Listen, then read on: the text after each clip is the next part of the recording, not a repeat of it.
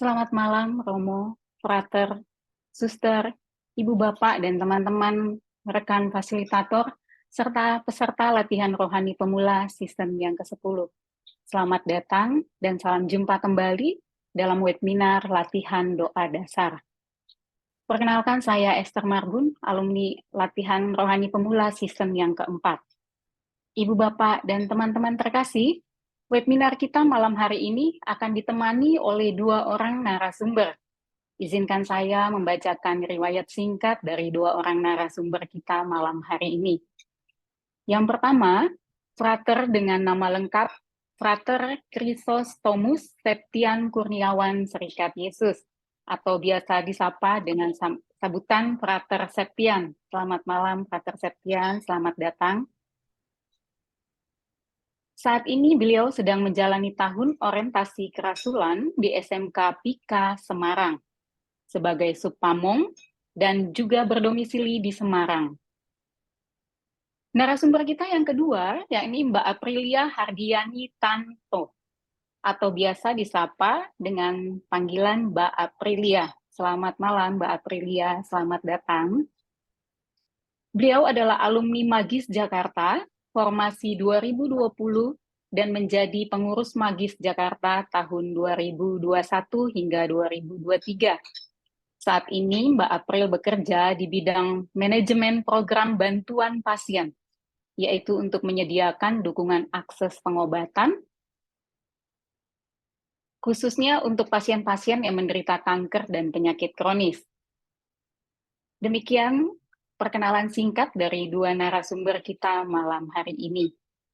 Mari Ibu Bapak dan teman-teman terkasih, kita persiapkan hati kita awali perjumpaan kita malam hari ini dengan doa pembuka yang akan dibawakan oleh Ibu Amelia. Silakan Bu Amelia.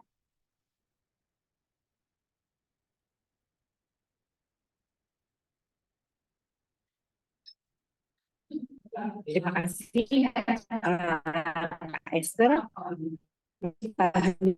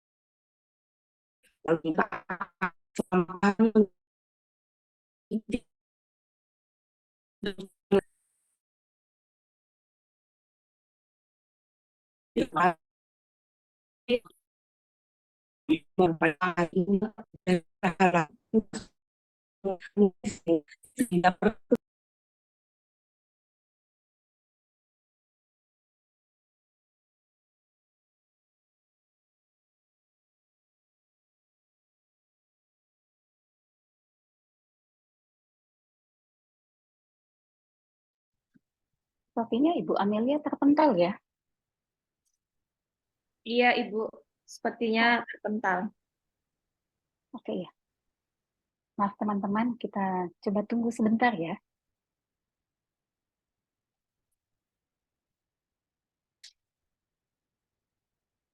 Apakah sudah masuk lagi?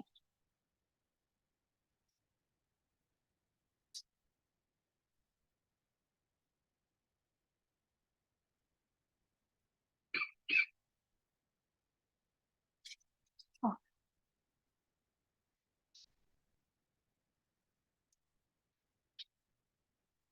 oh belum ya. Oke, thank you Mbak Erwin.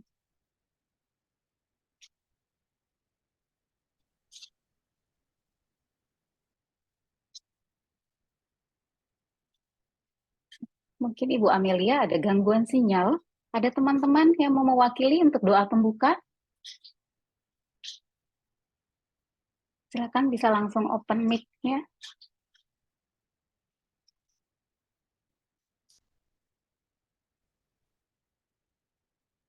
Mbak Esther, mungkin saya bisa bantu Ya, baik. Dengan siapa, Ibu? dengan Shirley. Ya, silakan Ibu Shirley. Baik, Mari, teman-teman. Frater, Bapak, Ibu, dan rekan-rekan semua, mari kita awali pertemuan kita pada malam hari ini dengan doa. Mari kita hening sejenak. Dalam nama Bapa dan Putra dan Roh Kudus. Amin. Kami mengucap syukur kepadamu ya Tuhan atas kesempatan berharga untuk bertemu pada malam hari ini untuk berlatih latihan doa dasar. Kami menaruh komitmen kami dalam latihan rohani ini ya Tuhan. Kami ingin memperbaiki kehidupan doa kami, sehingga kami percaya informasi yang akan kami terima pada malam hari ini sungguh-sungguh akan membantu kami untuk menjalankan latihan rohani ini dengan baik dari awal hingga kesudahannya, bahkan melampaui latihan rohani pada 5 minggu ini. Ya Tuhan, berkati koneksi internet pada malam hari ini, para narasumber, para panitia, dan terutama para peserta yang sudah menyediakan waktu dan hati untuk bergabung di dalam acara ini. Berkaryalah ya Tuhan, kami mendengarkan. Santo Ignatius, doakanlah kami. Dalam nama Bapa dan Putra dan Roh Kudus. Amin.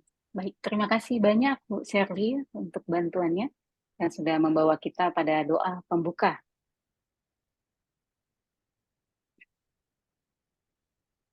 Baik, Ibu Bapak dan teman-teman terkasih, rekan seperjalanan latihan rohani sistem yang ke-10, selanjutnya kita akan masuk pada sesi pemaparan materi yang akan disampaikan oleh Frater Septian dan dilanjutkan latihan doa yang akan dipandu oleh Mbak April.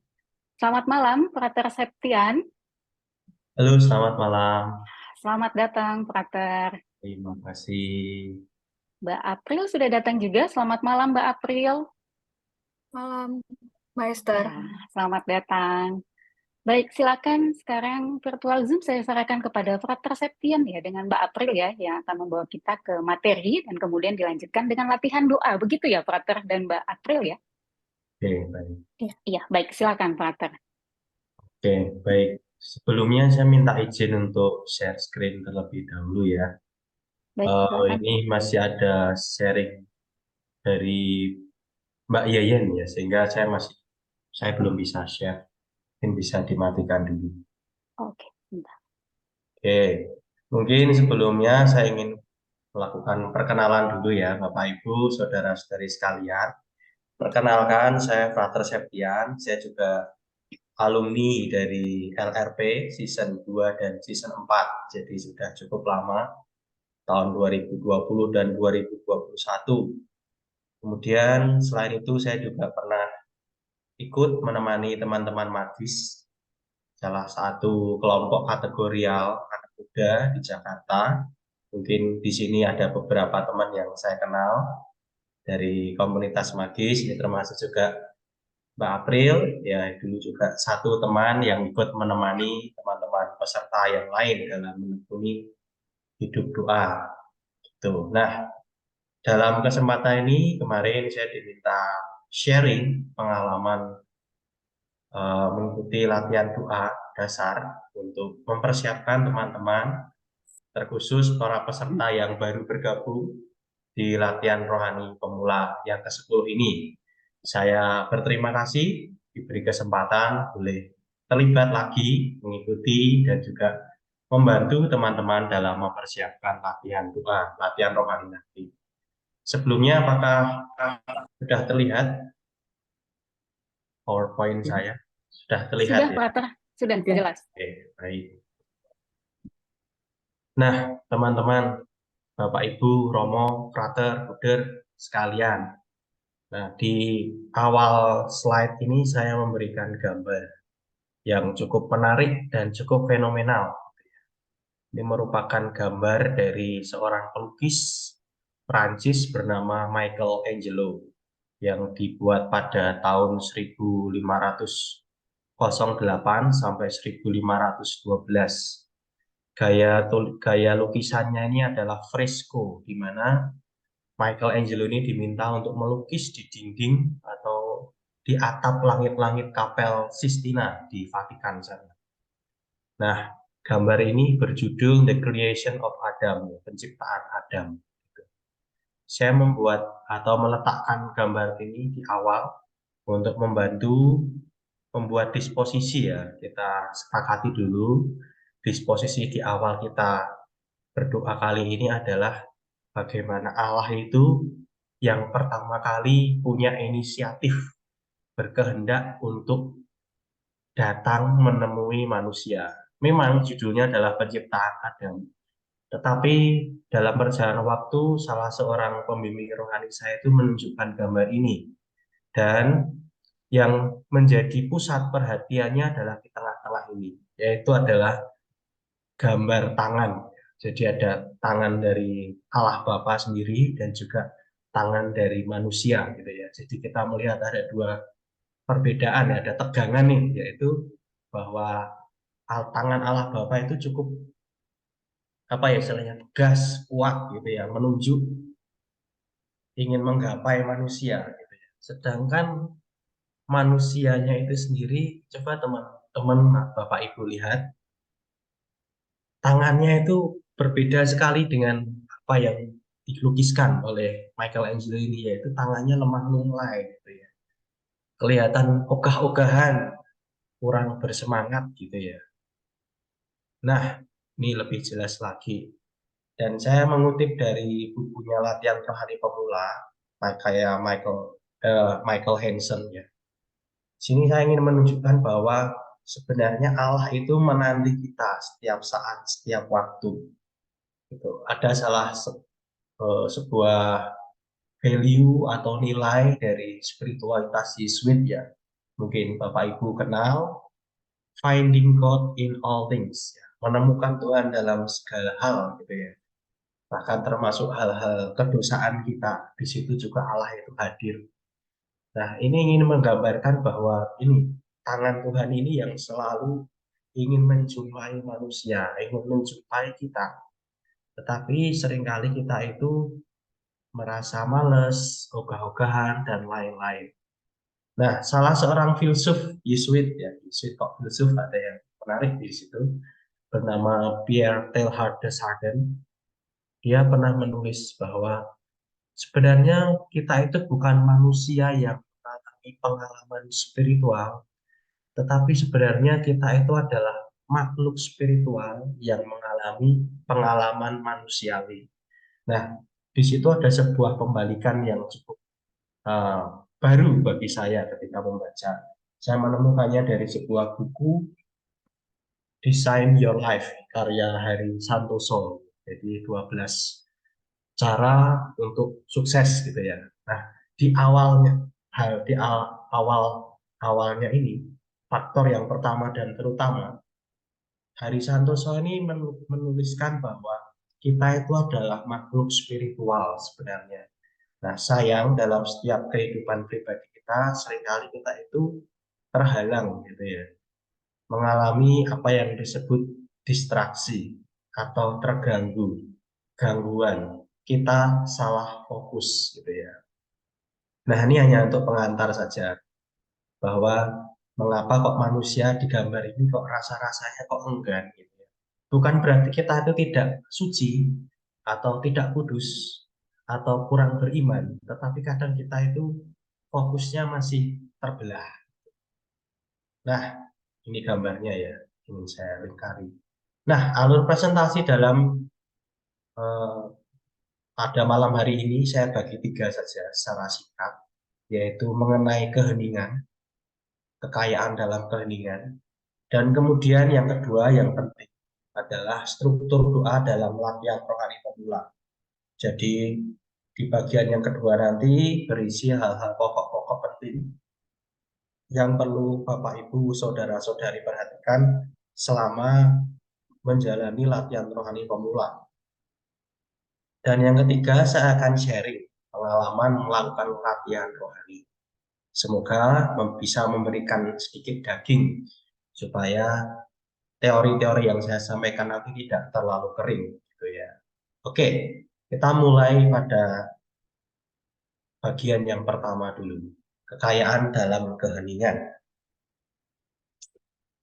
Anthony de Mello, salah seorang Yesuit dari India, penulis buku Sadhana, Awareness, dan juga menemukan Tuhan dalam segala. Dalam latihan yang pertama dalam buku Sadhana itu menuliskan, keheningan adalah wahyu agung gitu ya, yang dikutip dari Lao Tse. seorang pemikir dari Tiongkok, ya. Dia menceritakan bahwa saat ini tuh untuk menjadi hening, banyak orang mengalami kesulitan, gitu ya. Padahal ketika seseorang mau untuk masuk dalam keheningan, ia akan menemukan pewahyuan atau penyingkapan. Mungkin kata-kata pewahyuan ini terkesan teologis ya, tapi sebenarnya cukup sederhana. Pewahyuan itu adalah sebuah penyingkapan. Jadi kita seakan-akan menemukan lagi mengenai Tuhan, mengenai sesama, dan diri kita sendiri. Dan ini akan teman-teman temukan, terutama ketika teman-teman berusaha untuk akrab dengan keheningan. Mungkin teman-teman bisa membaca buku ini, Buku Sadana, dan mencoba mempraktekannya, latihan-latihan penyadarannya itu sendiri. Ya, dalam bab yang pertama itu, latihan kekayaan dalam keheningan, Pater Anthony de Mello itu malah mengajak para peserta itu untuk hening selama 10 menit, pejamkan mata. Dan di situ dia menceritakan bahwa sebagian orang itu akan menemukan hal-hal yang menarik ya ketika 10 menit ini, di mana banyak sekali suara-suara dalam diri itu muncul, pikiran-pikiran, perasaan-perasaan itu muncul. Sesuatu yang sama sekali jarang sekali kita perhatikan. Gitu ya. Nah, itulah pewahyuan, kita menemukan siapakah diri kita. Nah, beberapa dari teman magis, dari peserta LRP yang dulu pernah saya dampingi, bahkan sampai merasa ketakutan gitu ya, merasa malu gitu. Ternyata yang muncul tuh pikiran-pikiran yang lain gitu ya. Banyak hal yang muncul, membuncah yang biasanya nggak muncul, tiba-tiba muncul, lalu menangis gitu ya. Ternyata ada hal-hal terpendam yang selama ini tidak bisa dipikirkan atau dirasakan, tapi melalui keheningan ini muncul. Nah, inilah yang saya sebut pewahyuan secara sederhana ini. Nah, untuk mencapai keheningan semacam ini kita memang perlu latihan. Kita perlu mengaktifkan lagi dimensi spiritual kita masing-masing. Kita punya kok dimensi spiritual itu, tetapi seringkali hanya tertutupi oleh berbagai macam kesibukan kita. Nah, sembari teman-teman memperhatikan apa yang saya sampaikan, mungkin teman-teman bisa mengecek lewat handphone Android atau iPhone teman-teman ya. Saya tidak punya iPhone, tapi biasanya lewat Android teman-teman bisa cek. Coba buka pengaturan ya atau setting, kemudian cari atau search digital well-being atau kesehatan digital. Coba saya juga sambil mencari digital well-being gitu ya. Saya juga buka HP.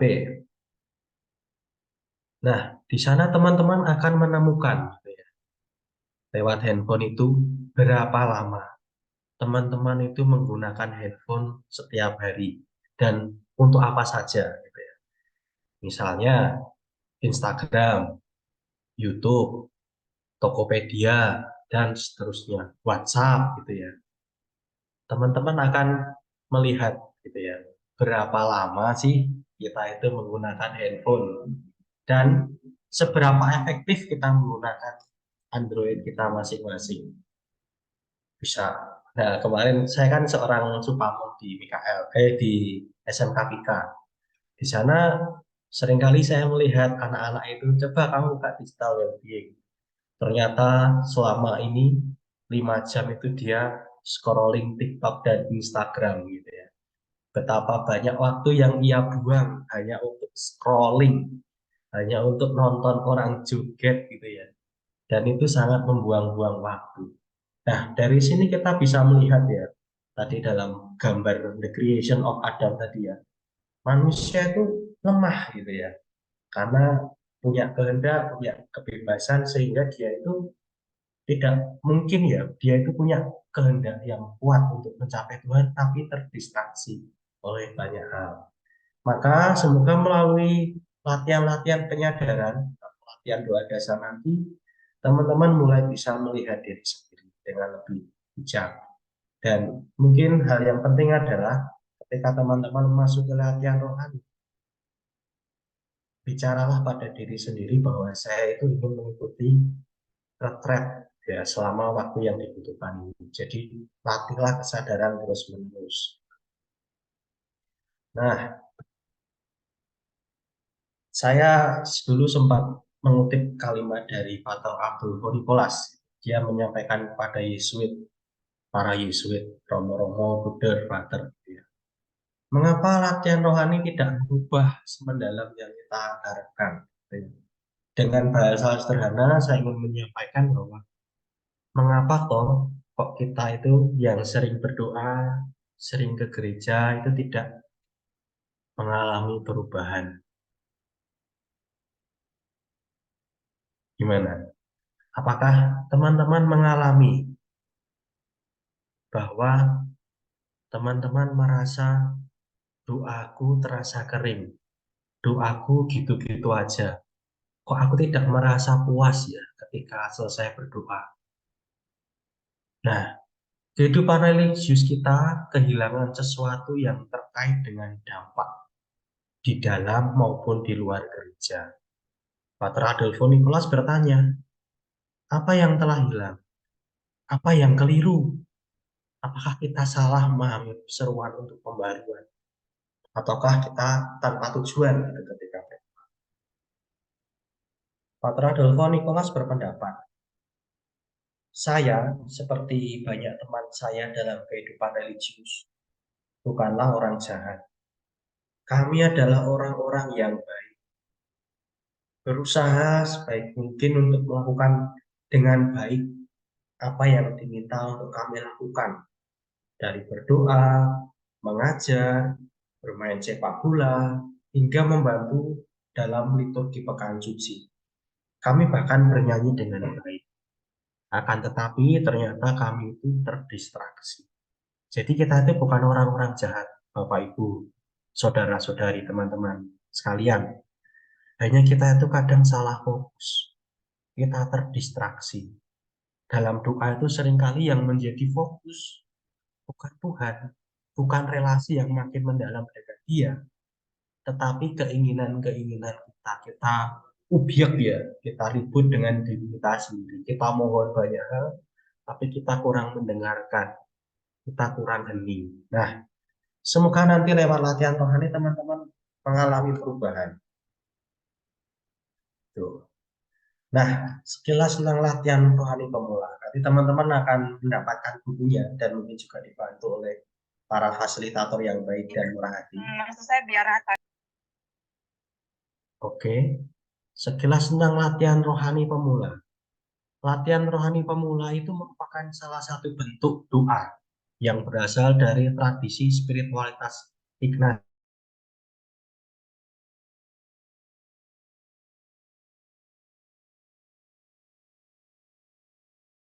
Apopatik. Apopatik adalah salah satu bentuk doa yang berulang-ulang. Ada rumusan, dihafalkan, diingatinya berulang-ulang, dilakukan terus-menerus gitu ya. Seperti misalnya doa rosario gitu ya, Salam Maria penuh rahmat, kemudian terus-menerus. Kemudian ada urutannya gitu. Nah, tetapi dalam spiritualitas Ignatian ini cirinya adalah kata patik. Ada penekanan pada dimensi diri kita personal gitu ya, yaitu mimpi, harapan, kegelisahan, bahkan situasi kita saat ini, dan semuanya itu adalah pengalaman manusiawi kita. Ada sebuah ungkapan yang rohani itu sebenarnya manusiawi banget kok, tidak sangat jauh gitu ya. Nah, kalau teman-teman mengingat gitu ya, bahwa dalam doa Angelus ya, sabda sudah menjadi manusia dan tinggal di antara kita. Hal ini ingin menunjukkan, ingin mengingatkan kita bahwa yang surgawi itu sebenarnya sangat nyata dalam hidup kita sehari-hari. Dan bahwa pengalaman doa itu tidak harus dipisahkan dengan kehidupan kita sehari-hari. Nanti akan dalam perjalanan waktu akan saya jelaskan secara singkat. Nah, dalam refleksi, nanti ada pentingnya refleksi sesudah doa. Nanti teman-teman setelah berdoa ada waktu untuk refleksi, kita akan menemukan siapakah sosok Yesus. Jadi selama ini kalau kita belajar Yesus itu apa, Yesus itu siapa, bagaimana Yesus berkarya lewat kitab suci, Nah, nanti kita akan berjumpa secara personal. Yesus itu kayak gimana toh? Terus bagaimana ketika saya melihat Yesus dalam doa itu? Dan relasi saya seperti apa gitu? Apakah saya malu-malu menjauh sini? Ataukah saya dekat mau bercerita? Atau saya tuh diem aja, mengamati aja? Nah, di situ nanti teman-teman akan mengalami. Kata kuncinya adalah dalam disposisi berdoa adalah berdoa dengan jujur. Jadi jangan mengada-ada gitu ya. Ketika membuat imajinasi dalam doa, nggak perlu dibuat-buat terlalu apa ya, terlalu heroik gitu ya. Wah, saya ingin menyelamatkan Yesus, saya ingin berbuat di hadapan Yesus. Tidak, mengalir saja. Jadilah dirimu sendiri ketika berdoa. Ya. Nanti teman-teman akan belajar. Nah, kita akan masuki bagian yang kedua, yaitu struktur latihan rohani. Di bagian yang pertama tadi, mari kita sifat dulu. Kita masukkan tanda kurung, kita letakkan di sebelah kiri dulu. Kita akan masuk bagian yang kedua, yaitu struktur latihan rohani. Ada 5 pokok, ada 5 langkah dalam latihan rohani itu. Ada persiapan, doa pembuka, ada dambaan, ada pokok doa, dan percakapan. 5 hal ini adalah langkah-langkah yang dianjurkan dalam latihan rohani. Latihan rohani pemula terutama yang paling basic, paling sederhana. Nah, silakan teman-teman sambil mengingat-ingat dan menghafal. Nanti dibaca-baca lagi. Nah, saya screenshot singkat ya, secara singkat. Seperti apa toh struktur dalam doa latihan rohani itu, yaitu ada persiapan, doa pembuka, dambaan, doa percakapan. Nanti kurang lebih akan seperti ini. Nah, kita akan coba bedah satu persatu secara singkat. Nah, apa yang dimaksud dengan langkah yang pertama, persiapan? Ya. Di buku sudah dijelaskan, ini hanya saya copy paste saja. Persiapan dimaksudkan untuk memusatkan diri dan menyiapkan ruang kudus. Jadi ruang kudus ini jangan dibayangkan ada altar, ada monstran di sana, kemudian ada hosti gitu ya. Nah, bukan seperti itu. Tetapi ini lebih ke bagaimana kita menyiapkan ruangan, kita menyiapkan tempat untuk berdoa. Jadi doa di sini, doa latihan rohani terutama adalah doa yang membutuhkan usaha dari kita.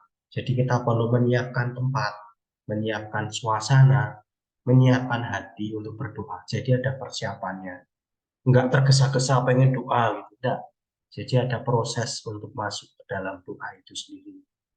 Nah, misalnya teman-teman punya tempat doa sendiri atau meja pribadi ya yang biasa teman-teman gunakan.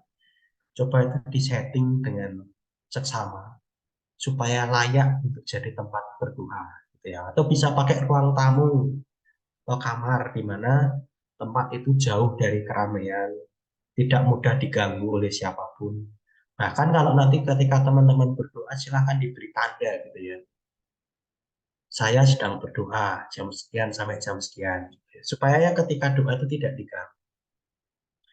Nah, tujuannya untuk memulai perjalanan, untuk memulai berdoa. Gitu ya. Jadi retretan memulai perjalanan batin dari tempat sehari-hari yang ramai menuju tempat yang kudus. Nah, Ignatius meminta retretan untuk mempertimbangkan kemana dia akan pergi dan mengapa. Maksudnya adalah kamu itu mau berdoa atau enggak. Gitu ya. Jadi kita harus punya disposisi batin bahwa kita itu mau berdoa dan doa itu apa toh? Berrelasi dengan Tuhan. Nah, persiapan ini dapat berupa gabungan yang saling memperkuat antara penghormatan, sikap tubuh, tempat kudus, dan imajinasi. Yang artinya adalah kita mempersiapkan diri dulu untuk berdoa. Ingat ya, dalam persiapan ini kita mempersiapkan diri. Nah ini, nanti teman-teman lihat lagi bukunya. Nah ini dulu ketika saya di Jakarta ya, saya sengaja memfoto ini ketika latihan rohani season kedua gitu ya. Saya ingin menunjukkan tempat frater berdoa itu seperti apa toh.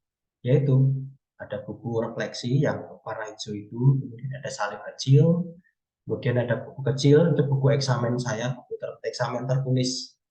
Karena waktu di Jakarta saya cukup sibuk, sehingga untuk hening itu butuh usaha. Saya tipe orang yang motorik, jadi nggak bisa diem gitu ya. Jadi tangan tuh harus gerak. Makanya eksamen saya ubah sedemikian rupa dengan menulis. Nah, jadi saya menyiapkan ruangan semaksimal mungkin, proper lah istilahnya, cukup untuk saya berjumpa dengan Tuhan. Nah, ketika saya berdoa itu saya membayangkan kursi di samping saya yang warna putih itu adalah tempat Tuhan untuk duduk. Etok-etok pura-pura gitu ya. Pura-puranya Tuhan ada di situ. Ya di tengah keterbatasan gitu ya, saya mencoba membuat tempat untuk berdoa. Nah, ini coba teman-teman lihat ini saya kutip langsung dari buku latihan rohani. Santo Ignatius yang warna hijau. Jadi ini buku retret, bukan buku bacaan yang biasa dipakai ketika orang-orang retret 30 hari di Giri Sonta, ya, misalnya. Nah, latihan rohani nomor 47. Jadi samping kiri itu ada nomornya, itu nomor 47. Nah, dalam persiapan itu kita diminta untuk membayangkan tempat dalam angan-angan juga. Jadi ketika teman-teman sudah duduk di situ, ya harapannya jangan sambil tiduran, atau lendet-lendetan gitu, saya enaknya sendiri. Kita bangun suasana yang proper untuk berdoa. Lalu coba teman-teman membaca lagi bahannya, membayangkan tempat dalam angan-angan gitu ya. Misalnya kita akan berdoa tentang Yesus di tepi laut pantai Genesaret gitu ya, atau gimana itu ya. Nah, silakan teman-teman membayangkan gitu ya. Kalau ada tempat, kalau Yesus dulu itu di pinggir laut itu seperti apa toh? Di pantai itu seperti apa toh? Dalam persiapan ini kita membayangkan itu. Bila kontemplasi atau meditasi tentang sesuatu yang dapat dilihat, gitu ya, kita mengkontemplasikan itu mengimajinasikan. Ya. Secara singkat deh, kontemplasi itu apa toh? Ya, misalnya saya tanya, gitu ya, apa toh kontemplasi? Nah, kalau ada teman kalian bercerita, itu aja lah, tentang perjalanan dia piknik, naik gunung atau berwisata gitu ya. Kemarin saya berwisata ke Gunung Bromo loh, gitu misalnya ya. Nah, teman-teman kan dalam diri teman-teman kan akan mencoba membayangkan Gunung Bromo itu di mana, letaknya di mana, seperti apa pemandangannya. Sambil Anda bercerita, teman-teman coba membuat gambaran. Itulah kontemplasi. Kalau meditasi itu apa? Ya, secara sederhana ya, meditasi itu ketika teman-teman mendengarkan cerita dari teman. Gitu ya, misalnya aku sedang punya masalah nih dengan istriku atau dengan suamiku. Masalahnya seperti ini. Nah, teman-teman mencoba membuat sebuah pengandaian dalam pikiran, gitu ya, merenungkan, bermeditasi, gitu ya, kemudian mencari makna. Nah, itu adalah meditasi. Jadi mirip-mirip ya, tetapi di sini ada penggunaan daya jiwa, ingatan, pikiran, imajinasi, dan lain-lain. Perasaan juga ikut. Kalau misalnya teman Anda bercerita tentang sesuatu yang sedih, Anda ikutan sedih, dan lain seterusnya. Nah, itu adalah kontemplasi dan meditasi ya. Kurang lebih teman-teman ikut merasakan, ikut terlibat dalam peristiwa itu. Nah, sama halnya dengan doa latihan rohani. Ketika teman-teman nanti diminta untuk kontemplasi atau meditasi tentang teks yang ingin disampaikan, silakan teman-teman membayangkan tempat dalam angan-angan. Tempatnya seperti apa? Oh, sinagoga itu kurang lebih ada pilar-pilarnya nih. Nanti Yesus ada di sana nih mengajar gitu ya, misalnya. Jadi teman-teman harus memiliki angan-angan dulu, bayangkan tempat. Nanti orangnya seperti apa, ramai atau enggak. Nah, itu adalah persiapan-persiapan yang penting. Tempat yang konkret misalnya ya ini. Misalnya kanisah atau bukit tempat Yesus atau Maria berdoa, berada, dan seterusnya. Bila yang dimeditasikan bukan barang yang tampak, seperti umpamanya tentang dosa gitu ya. Bayangan tempat dibentuk dengan melihat dalam angan-angan jiwaku. Ya kira-kira kalau dosa itu seperti apa toh? Dan ini kalimat Ignatius cukup sulit. Jiwaku seakan-akan terpenjara dalam badan yang fana ini. Seluruh diriku, adaku seakan-akan dibuang di lembah kedukaan. Jadi kurang lebih ingin menggambarkan bagaimana dosa itu nggak enak gitu ya. Nah, itu adalah doa persiapan itu yang pertama. Nah, yang kedua kita masuk ke doa pembuka. Doa pembuka adalah penyerahan diri. Kita mempersembahkan seluruh niat dan tindakan kita terhadap kehadiran Tuhan. Ini merupakan bentuk kontemplasi yang sederhana. Jadi kita duduk, kita memang sudah membayangkan kita Tuhan. Lalu dengan kesadaran penuh kita menyerahkan diri dengan mengatakan ini. Aku minta dari Allah Tuhan kita rahmat agar seluruh niat, tindakan, dan apa yang aku lakukan diarahkan untuk pengabdian dan pujian kepada kemuliaan ilahi. Jadi ada ungkapan seperti itu. Nah ini ya doa pembuka. Singkat aja dibuat dihafalkan aja, dihafalkan dan setiap kali memasuki doa didaraskan dalam batin. Saya mohon rahmat, ingin mengarahkan diriku kepada. Dan yang ketiga adalah dambaan, it quote follow. Itu apa gitu ya? Dambaan itu adalah keinginan. Apa yang kamu harapkan ketika berdoa ini? Ya, ketika mengontemplasikan itu, kira-kira kamu punya dambaan apa? Apa yang diminta lewat narasi itu? Misalnya tentang kebangkitan ya. Mintalah rahmat supaya bisa merasakan kebangkitan, atau ketika merasakan cinta, rasakanlah, coba minta rahmat di situ. Oke, kemudian dambaan ya. Nah ini, aku mendambakan apa?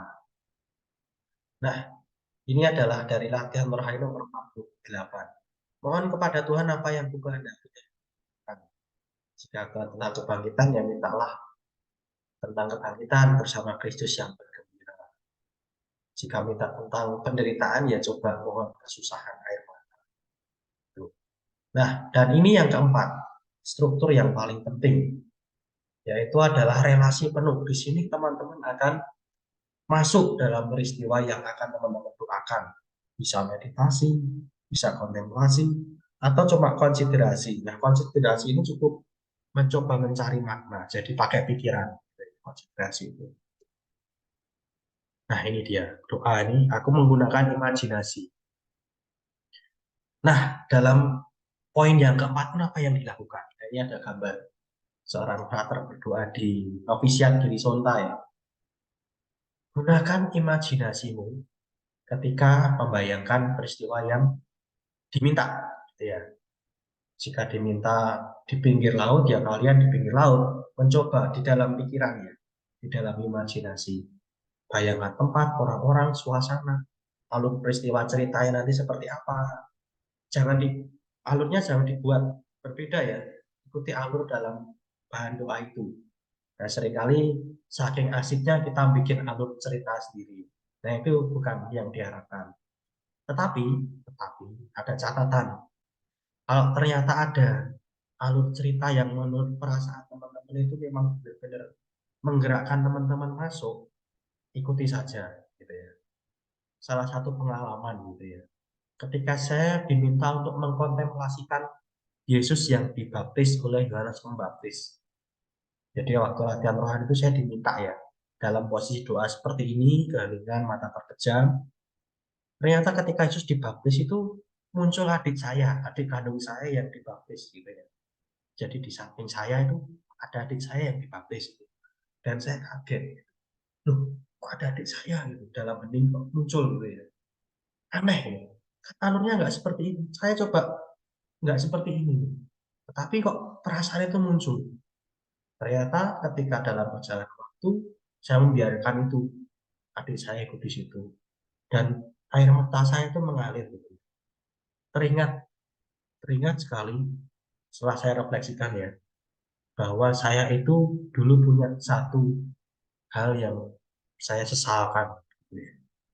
Di mana saya itu tidak bisa mendampingi adik saya komuni pertama.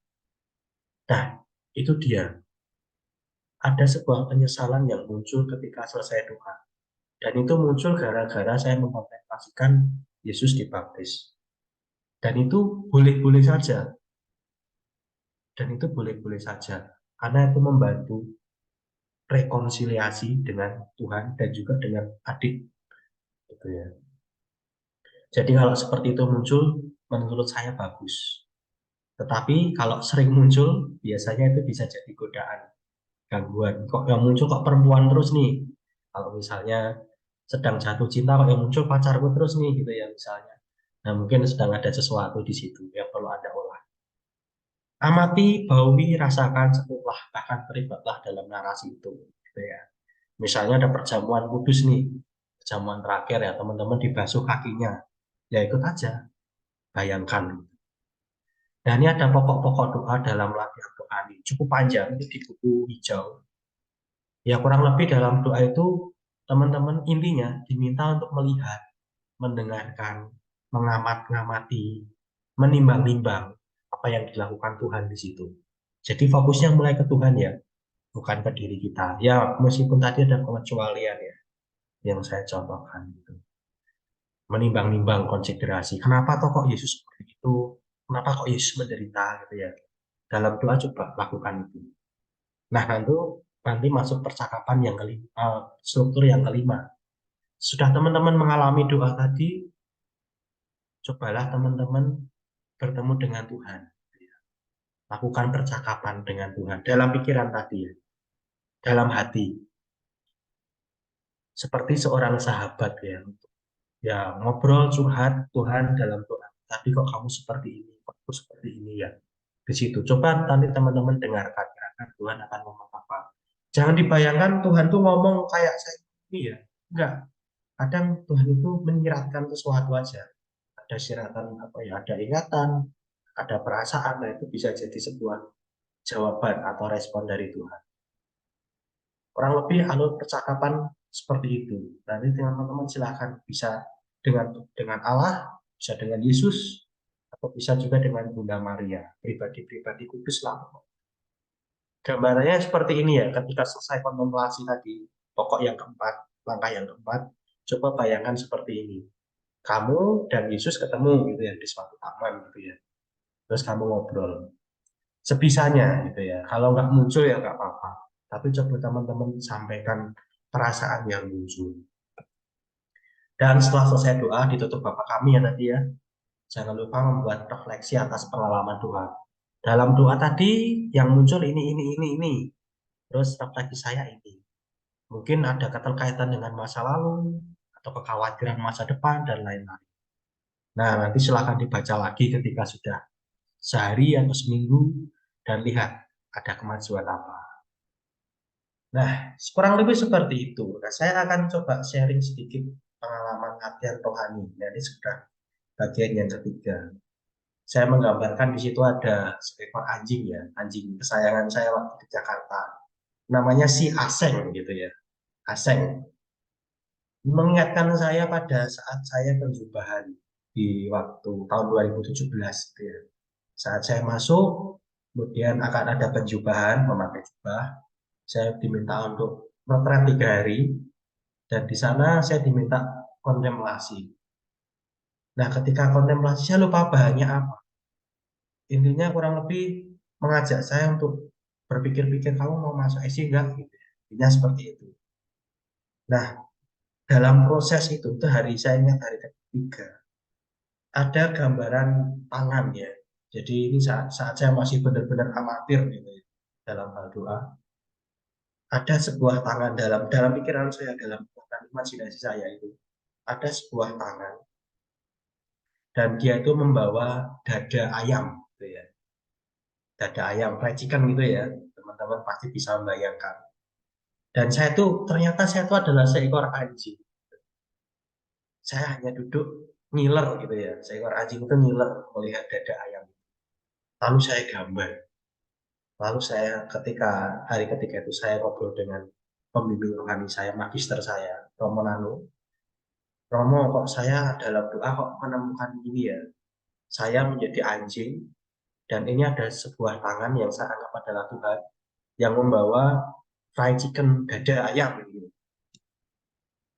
Lalu apa refleksimu saya gitu ya waktu saya masih novice itu. Saya merefleksikan Tuhan itu menawarkan serikat Yesus, Romo, dalam bentuk dada ayam itu. Kebetulan saya itu suka ayam gitu ya, makan ayam gitu. Dan lalu apa refleksimu? Ya masa saya nolak Romo kalau dikasih dada ayam? Jawabannya seperti itu. Dan setelah itu saya diminta untuk penjumpahan. Itu dia hal yang menarik ketika doa. Nah ini lebih expert advance ya. Pengalaman latihan rohani 30 hari. Dalam sehari doanya 5 kali. Satu kali doa 1 jam. Jadi 5 jam doa. Ada jeda waktunya juga 1 jam, 1 jam itu. Ketika itu saya diminta untuk kontemplasi kelahiran Yesus di Nazaret, gitu ya. Yesus dalam perjalanan gitu. Nah, dalam latihan rohani buku hijau ini diminta untuk membayangkan bahwa keluarga kudus itu membawa seekor kerbau. Saya itu kayaknya kelihatannya terpesona dengan seekor kerbau itu. Dan ketika kontemplasi, kerbau itu kerap muncul. Nah, ini ada gambaran, ada beberapa kalimat yang saya tulis ya. Ya itu kayak seekor kerbau gitu ya, yang bodoh tapi punya kekuatan, rendah hati gitu ya. Saya merefleksikan itu pada waktu itu. Lalu bagaimana gambar kiri itu ya, ada Santo Yusuf, ada Bunda Maria dan Bunda Maria sedang mengandung gitu ya di samping gambar kanan di kanan itu. Nah, saat ini tadi ketika saya melampirkan gambar ini, saya merefleksikan lagi, bukankah itu adalah gambaran diri saya, gambaran diri saya sendiri. Nah, saya itu kehilangan figur bapak sebenarnya tahun 2010. Selama itu, sebelum saya kehilangan bapak itu, saya selalu tidur dengan bapak setiap malam. Dan saya sangat dekat dengan bapak. Melalui gambar samping kiri itu, saya merefleksikan betapa saya itu kehilangan. Lihat ekspresi anak kecil yang ada di dekat kerbau itu. Sedih. Dan ada titik-titik merah hitam yang seakan itu air mata.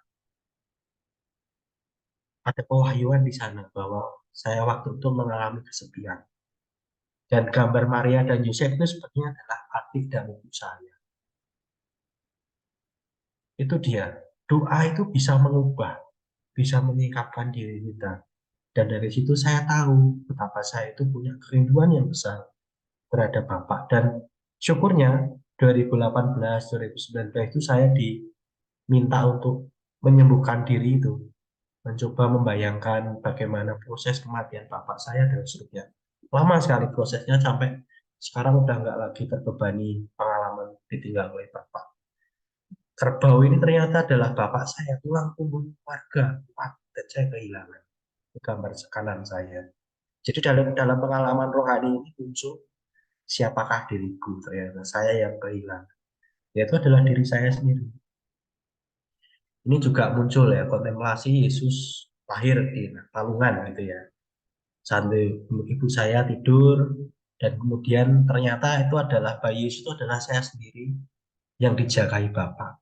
Dan di situ hanya ingin menggambarkan bahwa saya itu sangat dekat dengan Bapak. Itu adalah gambar yang saya gunakan tangan kiri untuk menggambar, dan itu bisa muncul perasaan yang sangat dalam seperti itu. Nah, kurang lebih saya ingin menyampaikan seperti itu teman-teman. Selanjutnya nanti silakan kita akan belajar mengenai latihan doa dan juga kontemplasi. Ada 2 kali latihan, silakan teman-teman ikuti dan cermati. Sekian dari saya, selamat berdoa. Gitu ya. Silakan dilanjutkan. Saya kembalikan ke Mbak Esther dulu.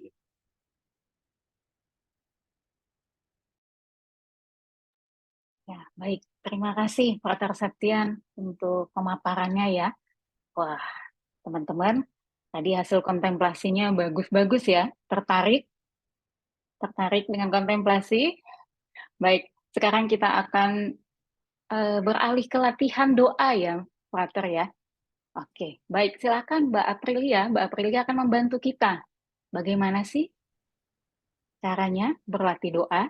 Silakan Mbak Aprilia. Ya, baik. Terima kasih Pak Septian, Mbak Esther, untuk kesempatannya hari ini. Selamat malam Bapak Ibu teman-teman. Tadi kita bersama-sama sudah mendengarkan sharing dari Frater Septian ya. Ibaratnya tuh kayak dasar teorinya gitu. Teori-teorinya secara tertulis gitu. Nah, rasanya nggak lengkap kalau misalnya kita cuma dengarkan tapi nggak dipraktekkan. Maka malam hari ini saya akan mencoba kita berlatih bersama-sama untuk melakukan doa penyadaran. Untuk doa penyadaran sendiri ini merupakan bagian dari persiapan. Jadi ibaratnya kita seperti menarik diri dari ramainya dunia luar, kita mencoba menepi sejenak, kita masuk dalam keheningan, dan kita menyadari diri kita, kehadiran diri kita di tempat ini saat ini. Harapannya jadi dari kita bisa sadar akan diri kita sendiri, kita pun nanti bisa menyadari kehadiran Tuhan dalam hati kita yang sebetulnya Tuhan selalu dekat dengan kita. Gitu. Karena ini latihan pertama, nggak menutup kemungkinan juga mungkin nanti saat prosesnya akan banyak distraksi gitu ya, atau mungkin lanturan, atau pikiran-pikiran muncul, kekhawatiran yang muncul, itu nggak apa-apa, Bapak Ibu teman-teman. Nanti pikiran lanturannya cukup disadari dan diterima saja, lalu kita kembali kepada penyadaran. Gitu. Baik.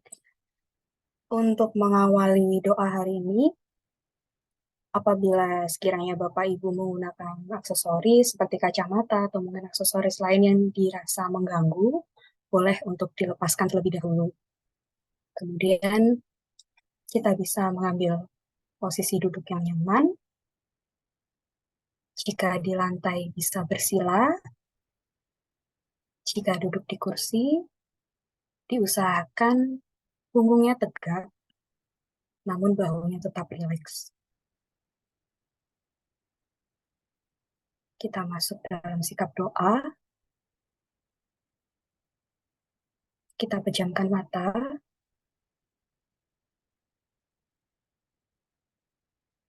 Mari kita buat tanda kemenangan Kristus dalam nama Bapa, Putra, dan Roh Kudus. Amin. Tarik nafas secara perlahan melalui hidung dan hembuskan melalui hidung.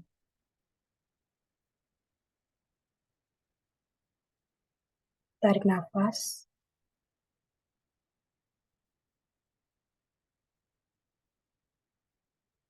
dan hembuskan.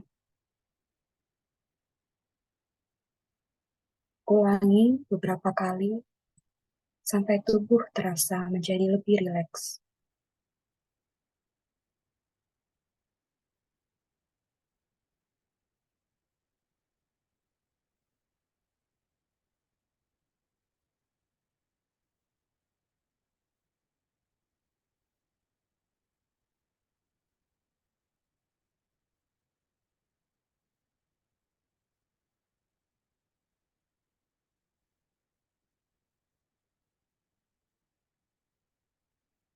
Kita sadari aneka perasaan dan sensasi yang muncul pada bagian tubuh kita.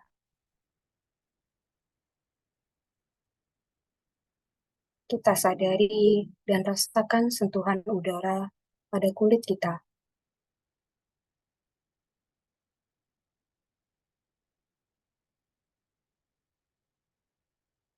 Jika udaranya dingin, tidak apa-apa. Dan jika terasa panas, juga tidak apa-apa.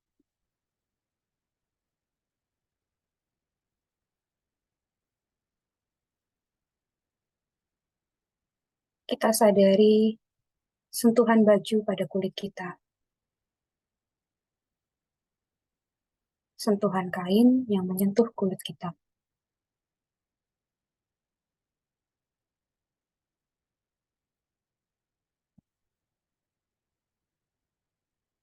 Kita sadari telapak kaki kita yang menyentuh lantai.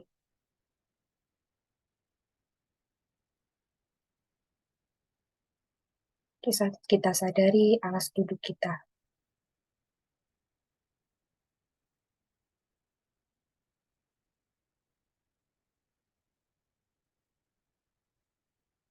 Sekarang kita mau menyadari berbagai perasaan dan sensasi yang ada pada setiap bagian tubuh kita.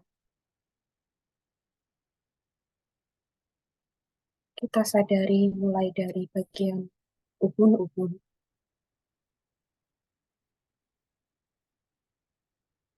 kepala bagian belakang, tengkuk,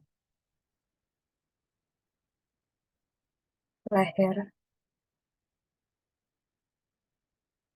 bahu.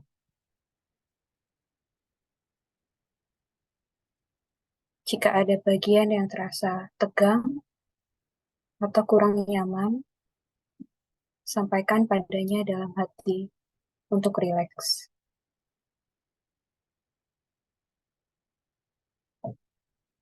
Kita sadari sensasi pada bagian punggung,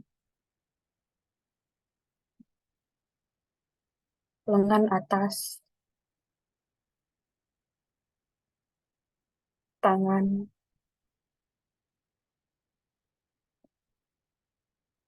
pergelangan tangan,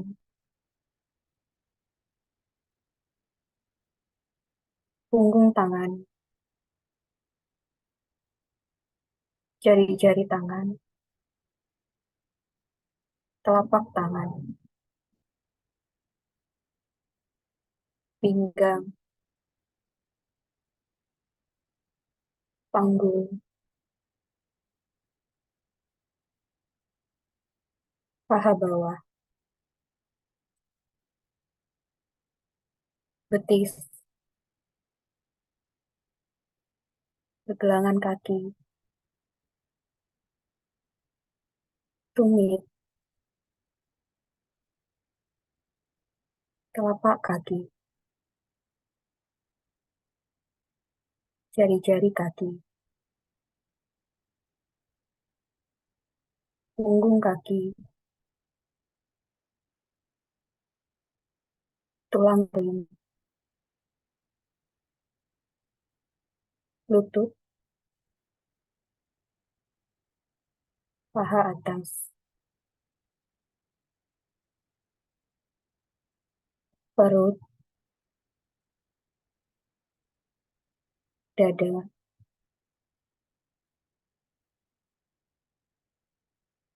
leher, dagu,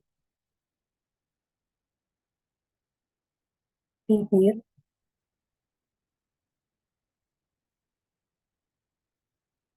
hidung,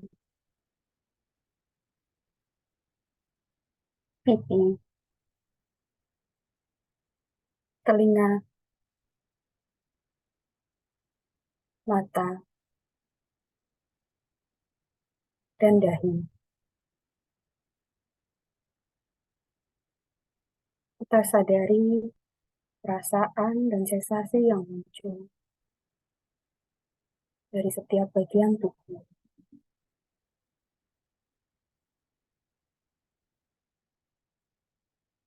Jika ada bagian yang tegang, sampaikan pada bagian itu dengan berkata dalam hati untuk rileks. Mata, rileks. Tengkuk, rileks. Pundak, rileks.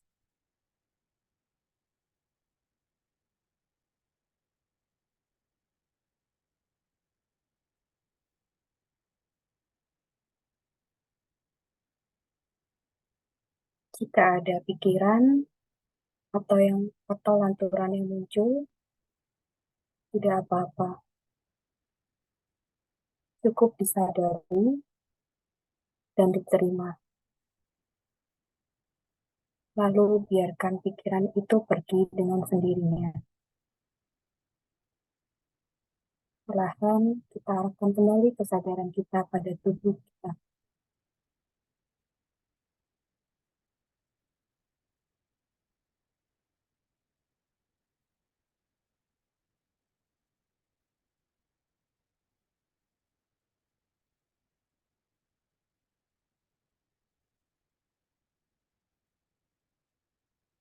Kita masuk semakin dalam keheningan. Kita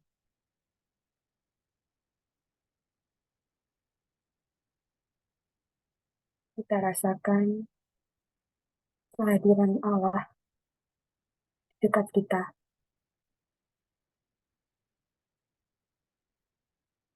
Menemani kita tempat ini saat ini.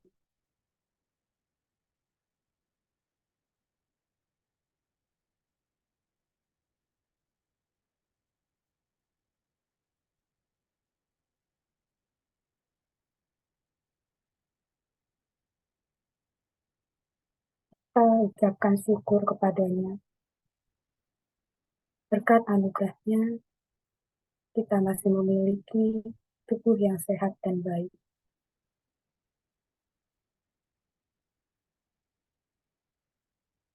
Tubuh yang kuat untuk membantu beraktivitas sehari-hari.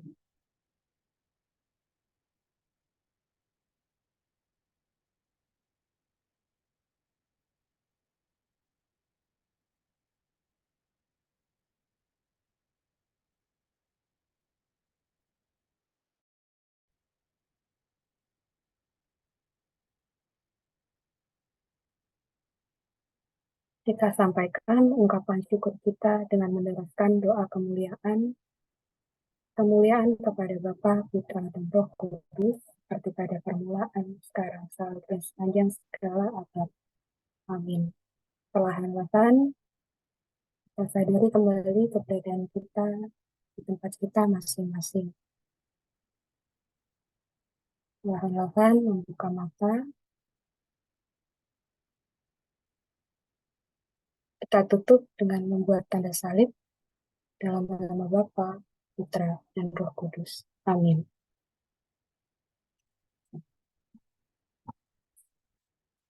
Demikian Bapak Ibu teman-teman, kira-kira gambaran salah satu bentuk doa penyadaran.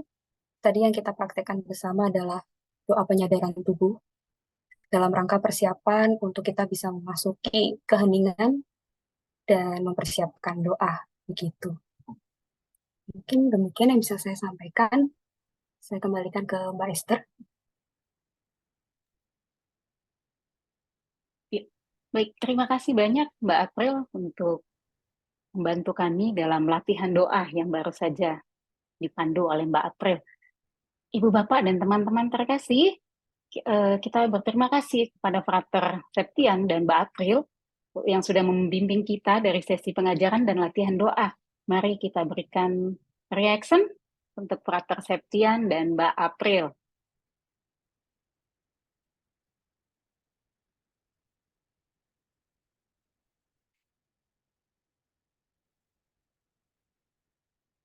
Baik, selanjutnya Ibu Bapak dan teman-teman terkasih, kita akan melanjutkan dengan sesi tanya-jawab kurang lebih 15 menit ya, Frater ya. Silakan Bapak Ibu yang masih ada pertanyaan, yang masih ada ingin ditanyakan atas tadi pemaparan yang sudah disampaikan Frater Septian, saya silakan untuk unmute dan langsung bertanya kepada Frater Septian. Kalau ingin bertanya juga mengenai latihan doanya dengan Mbak April juga persilakan. Silakan jika Bapak, Ibu, dan teman-teman ada yang ingin bertanya.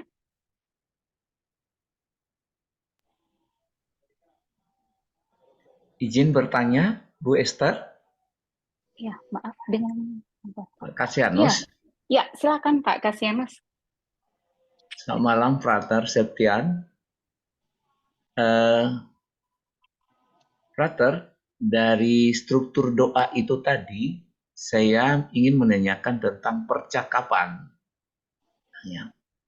Lalu kemudian kan ada harus setiap itu ada menuliskan catatan itu mengenai. Apakah setiap hari dilakukan catatan itu, Frater setiap kali berdoa, kan Senin, Selasa, Rabu, Kamis itu, lalu catatan itu harus dibuat setiap kali itu? Setiap kali itu maksudnya begitu selesai doa atau menunggu beberapa lama lagi? Nah, itu pertanyaan dulu, Frater. Terima kasih.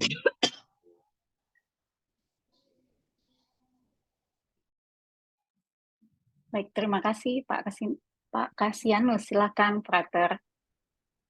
Oke, terima kasih Pak Kasianus atas pertanyaannya.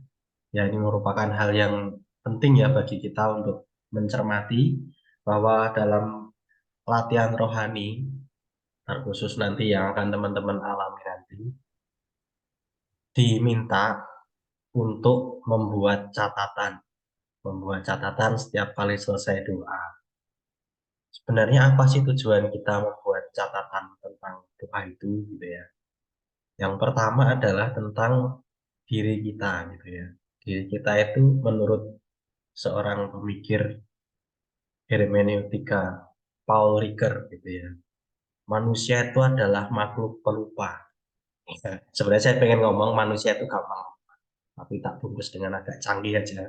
Manusia itu orang yang mudah lupa. Jadi pengalaman-pengalaman rohani itu ya, kalau tidak kita abadikan dengan menulis, seringkali akan lewat begitu saja. Nah, Bapak Kasianus dan juga teman-teman yang lain, silahkan lihat kalau sudah memiliki bukunya ya. Di bagian akhir-akhir itu ada catatan-catatan dari para peserta latihan rohani pemula gitu ya. Dan di sana teman-teman bisa mendapatkan inspirasi. Bagaimana catatan itu ternyata bisa membantu orang lain juga. Dan ini adalah poin yang kedua. Dengan catatan itu membantu kita ketika percakapan rohani bareng-bareng berkelompok itu nanti, teman-teman bisa menceritakan pengalaman yang sudah teman-teman alami. Nah, tadi saat saya presentasi, saya itu membuat gambar, dan itu juga merupakan catatan juga sih, kalau bisa teman Bapak Ibu ceritakan kepada para peserta yang lain gitu ya. Dalam doa tadi muncul gambaran seperti ini saya, misalnya. Dan menariknya ketika nanti teman-teman atau Bapak Ibu sudah selesai latihan rohani, ketika ingin melihat lagi pengalaman itu, akan muncul sesuatu yang baru, pemaknaan yang baru, melalui tulisan atau gambar itu. Ada pewahyuan baru ketika Bapak Ibu melihat kembali. Seperti yang saya perlihatkan tadi ya, gambar seekor kerbau. Itu saya gambar tahun 2018 atau 2019. Dan ketika saya buka lagi, dulu ya saya menggambar itu adalah gambaran saya dan Tuhan yang waktu itu jaraknya jauh gitu ya, tidak punya kedekatan gitu. Dan ya hanya sekedar cerita aja gitu ya. Tapi setelah 2023 saya melihat lagi, ternyata itu adalah gambaran saya yang kesepian. Ada seorang anak yang menangis di dekat kerbau itu gitu ya. Dan syukurnya pembimbing rohani saya itu mengetahui bahwa saya itu punya problem dalam keluarga, yaitu pengalaman kesepian. Nah, bersyukur dalam prosesnya itu saya dibantu dan bisa mengolah pengalaman itu sehingga kalau untuk mengingat pengalaman lagi tidak kecewa. Jadi itu adalah pentingnya atau manfaat dari kita membuat catatan. Bisa merefleksikan kembali, bisa melihat lagi, menemukan sumber-sumber energi baru lagi. Saya ternyata punya pengalaman ini loh. Kurang lebih seperti itu Pak Kasianus. Terima kasih, Frater. Sama-sama Pak. Baik, selanjutnya Frater, ini ada yang resign lagi, Mbak Maria Imelda ya. Silakan Mbak Maria. Halo, selamat malam, Frater, sama Kak Aprilia. Saya mau tanya, tadi pada saat melakukan doa itu, kalau misalkan nanti di next-nya, itu saya ngerasain kalau yang tadi ya, saya rasain tuh saya berasanya kepala saya tuh kayak vertigo gitu tiba-tiba, terus dan saya mual. Nah, pada saat kalau saya mengalami seperti itu nanti di doa, apa yang harus saya lakukan? Apakah saya berhentikan doanya atau gimana gitu? Terima kasih. Terima kasih Mbak Maria. Silakan Frater atau Mbak Aprilia. Silakan April dulu deh, nanti saya jawab. Baik, terima kasih Kak Maria untuk pertanyaannya. Jadi ini berdasarkan pengalaman saya ya, selama melakukan latihan doa, jika misalnya ada bagian tubuh yang kurang nyaman saat berdoa dan yang tadi sampai dan doa, bagi saya itu mungkin salah satunya tubuh juga sedang berbicara kepada kita, karena kita memberikan ruang kepada tubuh untuk menyampaikan mungkin sinyal ke kita gitu. Nah, kemudian apakah sebaiknya diteruskan atau tidak? sebetulnya ini kalau kata Ignatius ya, pakailah sejauh itu membantu, kalau itu tidak membantu tidak perlu dipakai. Jadi kalau memang kerasa tubuhnya tidak nyaman sehingga Mbak Maria juga kesulitan untuk masuk dalam suasana doa dan kemudian juga kesulitan untuk merasakan percakapan dengan Tuhan, mungkin bisa ambil waktu sejenak untuk netralisir dulu kondisi tubuhnya hingga dirasa betul-betul baik begitu. Tapi kalau mungkin misalnya sakitnya ini atau mualnya hanya sementara gitu. Jadi mungkin hanya tidak permanen ya, tidak terus-terusan, mungkin bisa juga dicoba untuk masuk dalam doa. Prinsipnya begitu sih, dilanjutkan sejauh itu membantu, tapi jika tidak perlu dilanjutkan. Begitu yang bisa saya sampaikan. Dari Frater kalau ada tambahan. Ada dua hal. Yang pertama, kalau ada gangguan semacam itu ketika berdoa ya, dicari dulu sebabnya apa. Jangan-jangan misalnya belum makan, atau ketika sedang berpuasa, atau ada bulanan gitu ya, haid dan seterusnya ya, itu juga mempengaruhi. Karena ini ya, doa itu ternyata setelah saya rasakan selama ini, doa itu butuh persiapan gitu ya. Orang yang sedang sakit kemungkinan akan sulit berdoa. Tetapi bisa juga orang yang sedang sakit itu malah dekat dengan Tuhan. Juga termasuk orang yang tergesa-gesa. Menurut Bapak Ibu sekalian, kalau kita tergesa-gesa, apakah doa kita bisa masuk? Tentu saja kalau dilakukan tidak bisa masuk. Ya. Jadi perlu dilihat dulu penyebabnya apa, itu yang pertama. Apakah karena itu kesalahan pribadi atau tidak? Nah, kalau tidak, yang kedua adalah barangkali ada sesuatu yang membuat Mbak Maria atau mungkin rekan-rekan yang lain itu ada reaksi tertentu karena misalnya ada beberapa orang itu yang punya resistensi ya ketika berdoa dengan membayangkan figur Bapak gitu ya, misalnya Allah Bapa gitu ya misalnya. Ternyata setelah ditelusuri dia itu ternyata punya luka batin dengan bapaknya. Gitu ya. Jadi ketika berdoa kok saya tuh nggak masuk-masuk ya. Jangan-jangan saya itu punya penolakan terhadap figur ini gitu ya. Atau dengan ketika diminta membayangkan figur Maria yang mengandung gitu ya. Ada beberapa peserta yang mengalami kesulitan untuk mendoakan itu, bahkan mual-mual, sakit dan seterusnya. Karena ternyata dulu dia diperlakukan tidak baik ketika dalam kandungan. Sehingga dia cukup tidak suka dengan figur ibu, figur Maria yang menjadi figur ibu itu gitu ya. Misalnya seperti itu. Dan kalau terjadi hal-hal yang seperti itu, yang ketiga konsultasi ya dengan fasilitator. Semoga nanti dibantu dan bisa dicarikan mungkin model doa yang lain. Nggak perlu menutup mata gitu biar nggak pusing misalnya ya sambil membuka gitu ya. Kan doa tidak selalu harus menutup mata. Bisa aja sambil sedikit menutup mata gitu ya sambil membayangkan. Tuh, nah jangan lupa ya kalau ada hal penting yang Anda kira itu cukup berat disampaikan gitu kepada pembimbing. Karena dulu saya juga sempat karena terlalu banyak memendam perasaan bersalah itu jadi pengen keluar dari serikat Yesus juga pernah gitu ya. Saya nggak layak, saya nggak bisa. Itu bisa terjadi. Nah, terima kasih pertanyaan Mbak Maria ini ya. Tanda-tanda fisik itu bisa menyeratkan apa yang ada di dalam diri. Ingat, kita itu makhluk spiritual yang mengalami pengalaman manusiawi. Yang manusiawi itu yang rohani banget sebenarnya. Bisa kita lihat gitu ya. Kalau orang sedang sedih, kan kelihatan mukanya gitu ya. Tidak bisa ditutup-tutupi. Nah, itu bisa menyeratkan sesuatu. Kurang lebih jawaban saya itu. Terima kasih. Saya kembalikan ke Mbak Esther. Demikian Mbak Maria ya, terima kasih Frater dan Mbak April. Saya izin Terima membacakan kasih, ada di kolom Frater. chat. Terima kasih, Kak Aprilia. Terima kasih. Membacakan dari kolom chat ya Frater ya. Ini dari Mbak Floren, tadi sewaktu saya latihan doa, kenapa ya badan saya terasa ringan? Silakan Frater atau Mbak April. Silakan April. Ya. Terima kasih Kak Floret. Kalau kenapa badan terasa ringan, menurut saya mungkin bisa ada dua. Mungkin di satu sisi karena kita punya waktu dengan badan kita ya, jadi seolah-olah sejenak melepaskan beban gitu.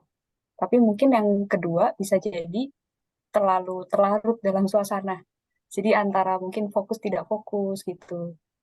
Nah, agak bahaya juga sih bagi saya kalau misalnya mulai tidak fokus. Jadi mungkin kita malah lupa tujuannya buat berdoa, tapi malah bisa dibilang ke relaksasi yang terlalu berlebihan. Mungkin itu yang bisa saya sampaikan kalau terkait pertanyaan Kak Floren. Terima kasih, Jadi Mbak Prim. ya, yang kuncinya fokus dan sadar itu. Ya, baik. Selanjutnya dari Fani Indarto, izin bertanya, apakah kontemplasi, meditasi, dan refleksi selalu dilakukan dalam rangkaian doa? Terima kasih. Silakan, Frater Mbak April. Kontemplasi, meditasi, dan refleksi. Apakah Refleksi. itu dalam kesatuan doa ya? Pertanyaan menarik gitu ya. Saya sebenarnya tidak begitu bisa menjawab apakah itu merupakan satu rangkaian. Tetapi ketika kontemplasi ya kita tadi ya saya mencoba membuat distingsi atau pembedaan yang agak sederhana tadi. Kontemplasi itu kita kan membayangkan gitu ya, membayangkan dan ikut terlibat peristiwa-peristiwa dalam bahan-bahan yang kita doakan gitu ya. Misalnya kontemplasi Yesus membagikan makanan 5.000 pada 5.000 orang gitu ya. Nah, itu kontemplasi kita mencoba membayangkan, oh gimana ya kalau Yesus itu seperti itu gitu ya, di pantai atau di bukit gitu ya, sedang membagikan makanan. Itu kontemplasi. Sedangkan kalau meditasi itu lebih ke bagaimana kita merenungkan, ya. Merenungkan kira-kira Yesus itu ngapain sih gitu ya. Dan seringkali dalam hal ini bahan-bahan doa itu tidak selalu bisa dikontemplasikan. Gitu. Misalnya ada percakapan tentang Yesus dan juga misalnya dengan oh ya, yang bukan kontemplasi itu biasanya ada sebuah kalimat-kalimat yang memang itu tidak perlu dikontemplasikan gitu ya. Misalnya apa ya? Saya masih belum menemukan contoh. Sambil saya ingat-ingat dulu. Mungkin nanti dalam perjalanan waktu kalau ada contohnya saya sampaikan. Yang jelas meditasi itu lebih ke arah bagaimana kita mencoba merenungkan gitu ya. Merenungkan sabda-sabda yang ada dalam kitab suci misalnya. Berbahagialah, oh ya ini. Berbahagialah yang miskin di hadapan Allah sebab ia akan mendapatkan ini gitu ya. Dan seterusnya. Sabda di bukit gitu ya. Nah, itu kan kalau teman-teman merefleksikan atau mengkontemplasikan kalimat itu kan sangat sulit ya. Jadi itu modelnya adalah model meditasi gitu ya. Meditasi mencoba mereka-reka kenapa ya kok orang miskin kok diminta bahagia. Kenapa orang yang menangis diminta bahagia gitu ya. Jadi teman-teman mencoba merenungkan itu. Nah, kalau refleksi itu merupakan salah satu bentuk bagaimana kita memaknai pengalaman-pengalaman yang kita alami. Oh, saya itu tadi ketika Yesus membagikan makanan itu pada 5.000 orang, saya itu ikut mendapatkan bagian itu. Gitu ya. Nah, itu dalam doa itu muncul seperti itu dan saya senang gitu dapat. Bahkan lebih nih, ada cuilan yang banyak di tangan saya. Nah, kemudian saya bagikan juga kepada anak saya yang kebetulan ikut. Gitu ya, misalnya dalam kontemplasi bisa terjadi. Lalu teman-teman merefleksikan nih ketika selesai doa direfleksikan. Kok saya mendapat banyak cuilan roti dan ikan ya? Gitu ya. Terus teman-teman mencoba mereka-reka.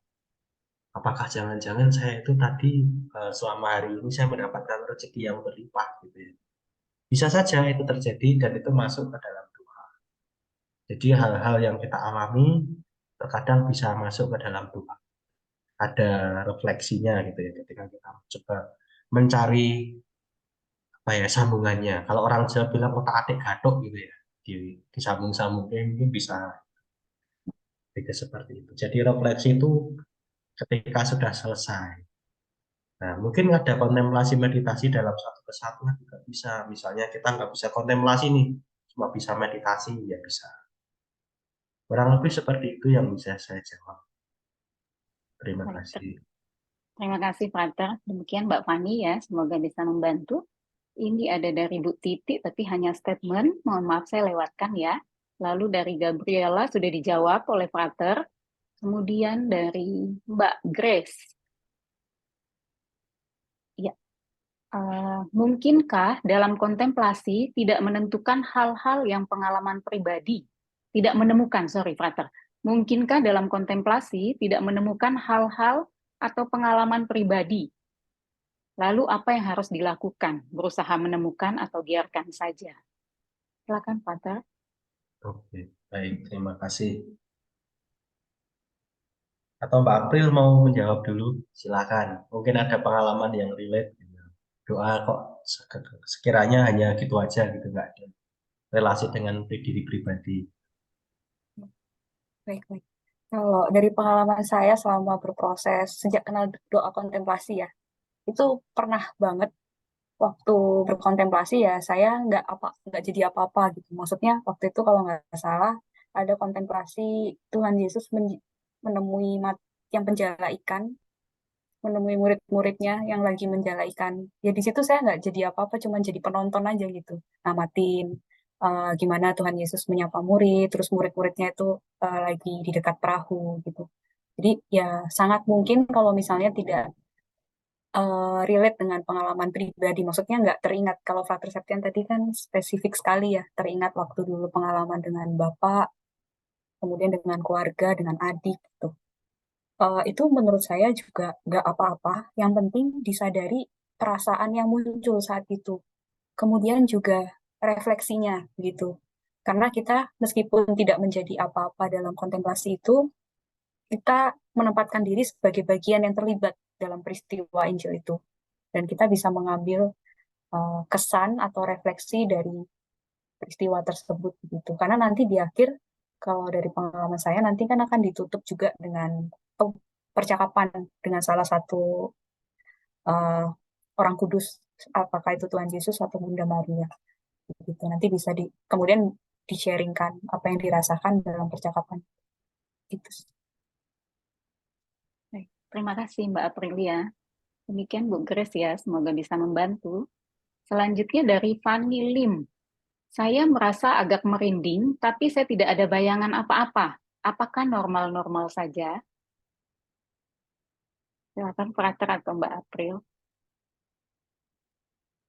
Di pertanyaannya kurang lebih saya agak merinding, tapi saya tidak ada bayangan apa-apa. Apakah normal-normal saja?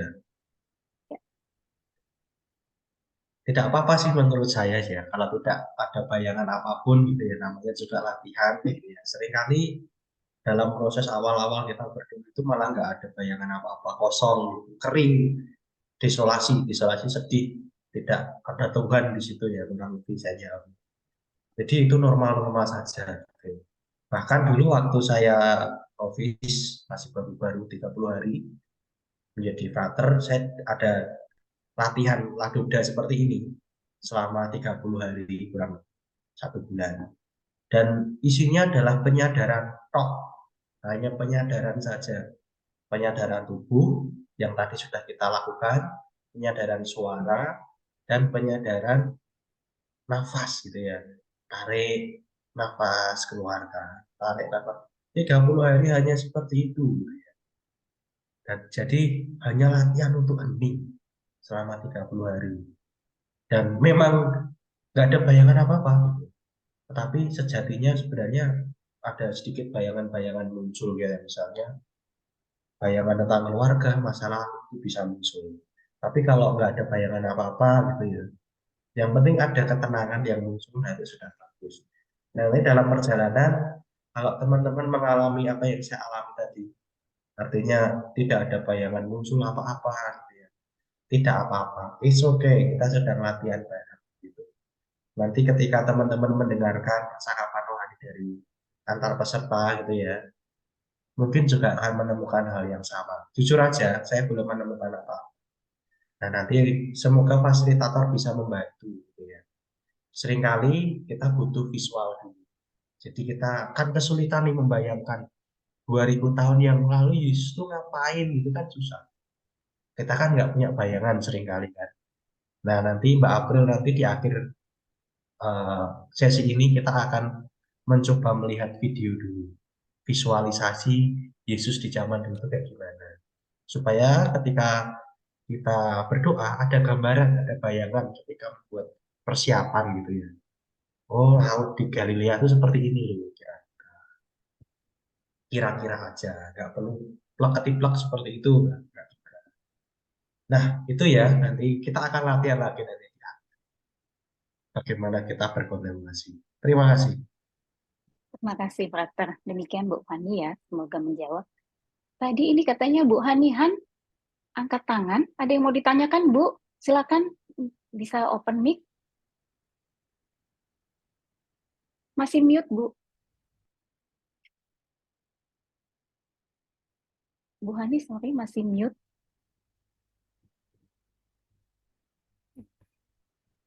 Nah, ini suaranya diklik dulu yang audio ada tanda atau tersilang merah di kiri bawah. Nah, Dalam latihan tadi, saya merasa sangat nyaman, langsung tertidur nyenyak. Dan bangun setelah ada tanya jawab. Saya bingung ini. Seharusnya bagaimana?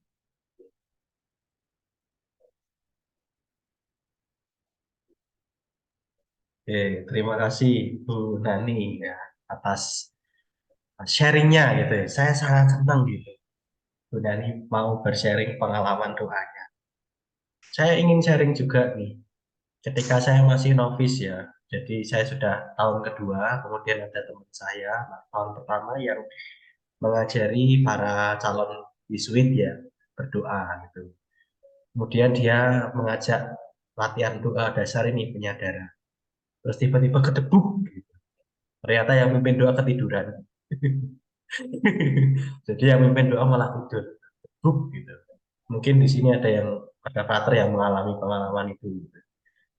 Juga ada teman saya yang membantu juga penyadaran seperti itu juga tidur. Bagi saya sah-sah aja kalau kita tidur gitu ya. Itu merupakan bentuk bahwa kita tuh mungkin sedang capek banget gitu ya. Nggak apa-apa, tidur itu berkah kok.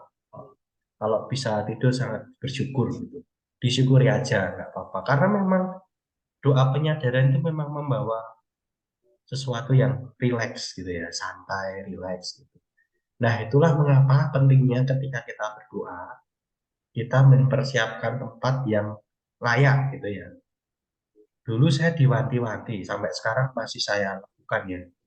Kalau doa itu jangan pernah bersandar di tembok, di kursi, atau apapun ya. Jangan pernah nyender. Jadi posisi selalu tegak, posisi lotus gitu ya. Jadi kita itu mengikuti ajaran Buddha juga sebenarnya dari sana. Doa itu tegak, duduk bersila gitu ya, pakai kata doa. Dulu awal-awal saya doa seperti itu. Begitu pula dengan kursi gitu ya.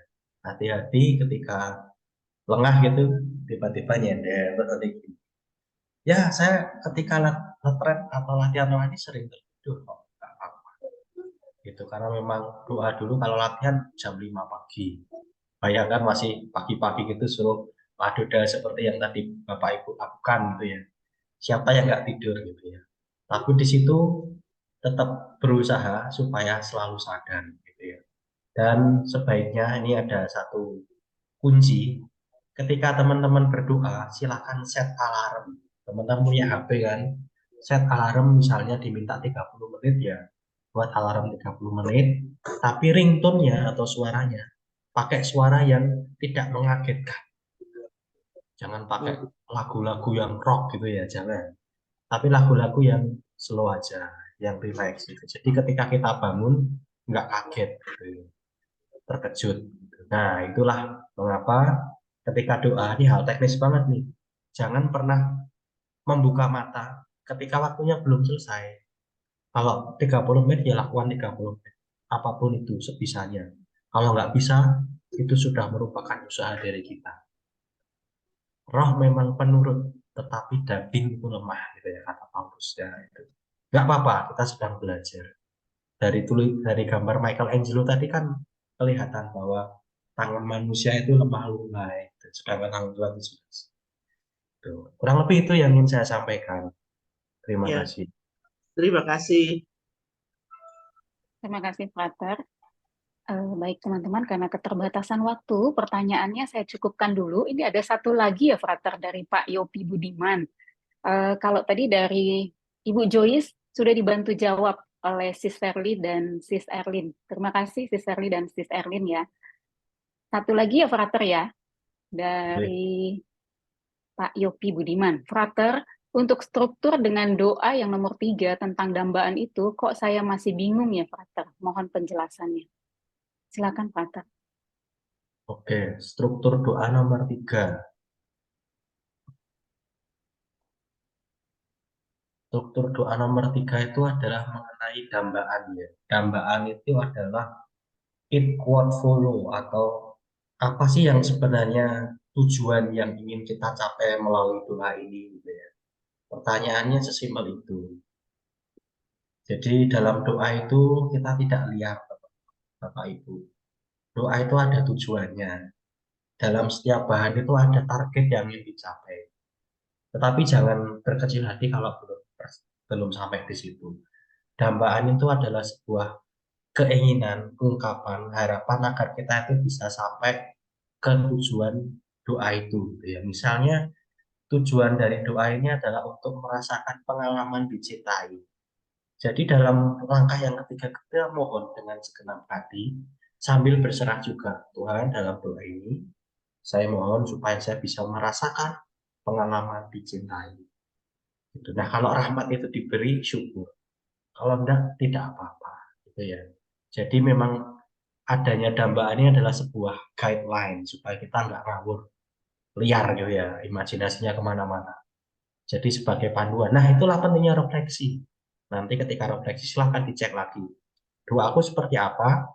Apakah sudah kurang lebih sesuai dengan tujuan doa ini? Dambaan yang saya minta tadi. Gitu. Terima kasih, Pak. Terima Dan kasih. saya kembalikan. Terima kasih, Frater. Teman-teman, saya mohon maaf karena keterbatasan waktu. Pertanyaannya saya cukupkan dulu. Tampaknya ini topiknya sangat menarik ya, Frater dan Mbak April ya. Tapi saya mohon maaf, waktunya sangat terbatas. Nanti untuk teman-teman yang masih banyak pertanyaan, masih punya pertanyaan, bisa menanyakan di grup kelompoknya masing-masing. Nanti akan dibantu oleh fasilitatornya masing-masing. Demikian ya. Oke. Teman-teman, sebelum penutup saya ada mau menyampaikan satu pengumuman. Webinar selanjutnya itu adalah webinar pembedaan roh yang pertama, namun kita ada perubahan jadwal dan akan diinformasikan menyusul di grup besar. Mohon teman-teman boleh rajin mengecek ke grup besar kita untuk informasi yang diupdate. Itu hanya itu saja. Baik, teman-teman rekan seperjalanan LRP season yang ke-10, tanpa terasa kita sudah di penghujung acara malam hari ini. Terima kasih kembali kepada narasumber kita yang sangat luar biasa menyampaikan materi pada hari ini serta latihan doa, Frater Septian dan Mbak Aprilia. Sekali lagi banyak terima kasih. Juga kepada Bapak Ibu teman-teman yang sudah meluangkan waktu untuk hadir pada acara malam hari ini. Semoga apa yang sudah kita dapatkan, apa yang sudah kita dengar malam hari ini menjadi bekal perjalanan kita untuk latihan rohani kita di hari-hari mendatang. Kita akan mengabadikan perjumpaan kita malam hari ini dengan sesi foto bersama. Mohon kesediaan Bapak Ibu untuk membuka kameranya masing-masing. Mohon bantuan Mbak Erlin atau Mbak Yayan ya untuk foto. Bantu foto ya. Oke, silakan Mbak Yayan. Silakan dibuka kamera masing-masing. Di sini ada 5 layar. Oke, mohon tidak chat di chat ya, supaya tidak ada pop-up. Oke, halaman pertama.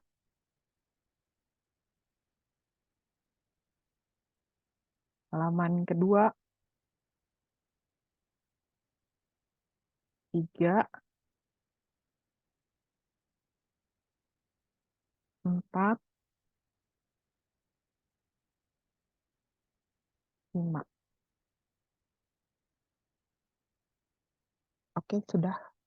Kak Esther, silahkan. Terima kasih Mbak Yayan. Baik, Ibu Bapak dan teman-teman terkasih, kita akan mengakhiri perjumpaan malam ini dengan kembali melakukan doa yang akan dipandu oleh Mbak Aprilia kembali. Silakan Mbak Aprilia. Nah, terima kasih Kak Esther. Ya, Bapak Ibu, untuk memudahkan, kita akan menutup hari ini dengan doa kontemplasi. Dan untuk memudahkan visualisasinya nanti saat membayangkan peristiwa Injilnya, saya izin untuk share screen terlebih dahulu.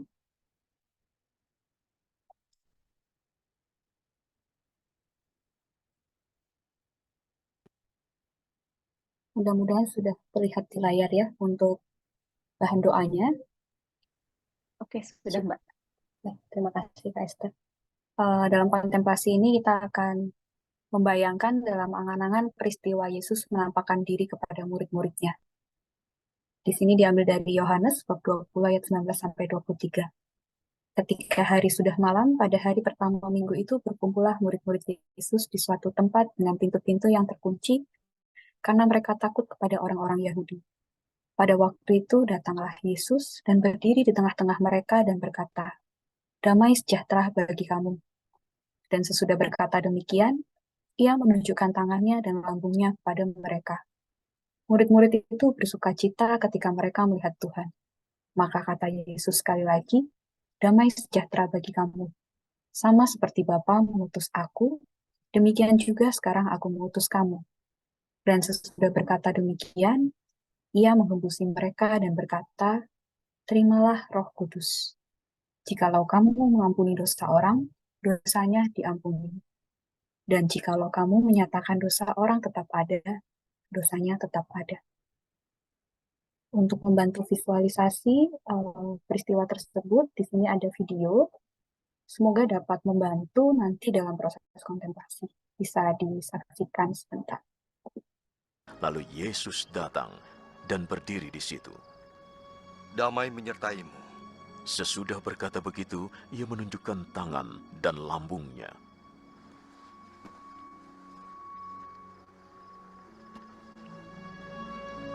Murid-murid gembira sekali saat melihat Tuhan datang. Yesus berkata lagi pada mereka, "Damai menyertai kalian. Seperti Bapa mengutusku, aku pun mengutus kalian."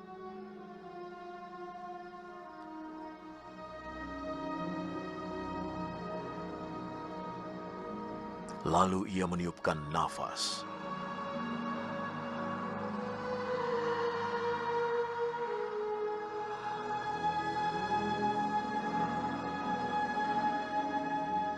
Terimalah Roh Kudus. Jika kalian mengampuni dosa orang, Allah mengampuninya. Jika kalian tidak mengampuninya, Allah tidak mengampuni.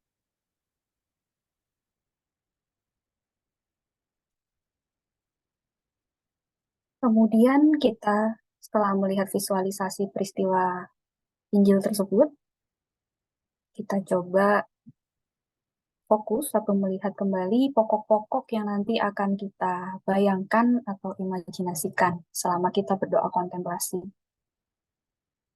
Yang pertama yaitu pokok 1, murid-murid Yesus berkumpul di suatu tempat atau di sebuah rumah dengan pintu-pintu yang terkunci karena mereka takut pada orang Yahudi.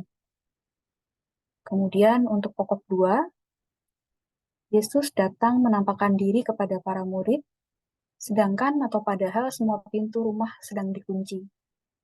Yesus berada di tengah-tengah para murid, menunjukkan tangannya dan lambungnya serta berkata, "Damai sejahtera bagi kamu."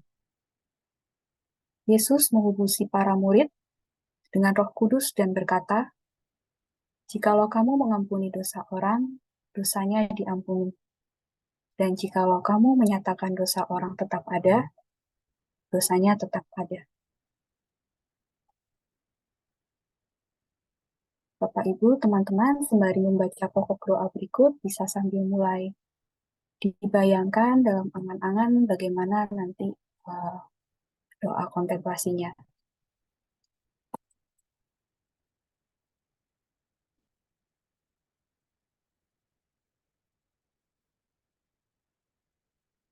Baik, jika sudah dirasa cukup, Kita mulai untuk mempersiapkan diri. Kita mengambil sikap doa kembali.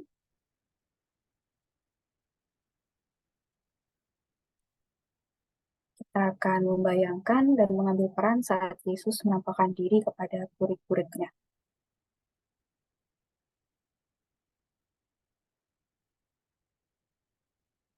Jika dirasa membantu, kita bisa memejamkan mata dan menyiapkan hati untuk masuk ke dalam doa.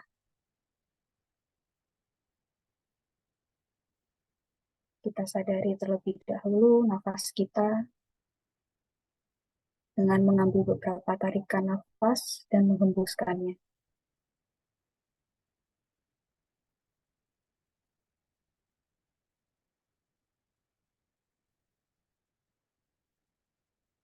Kita sadari segala sensasi yang ada pada tubuh.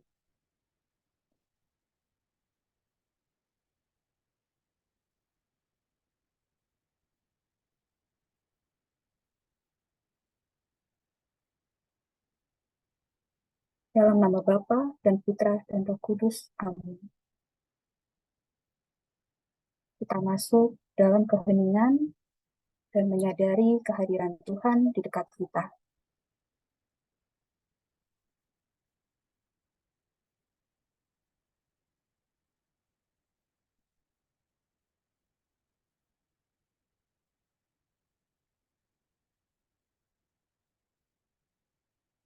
Allah Bapa yang Maha Mulia, kami mohon rahmat-Mu untuk menuntun kami masuk dalam doa kontemplasi ini. Kiranya Engkau berkenan menuntun aku untuk bisa mengambil bagian dalam kontemplasi perikop Injil ini.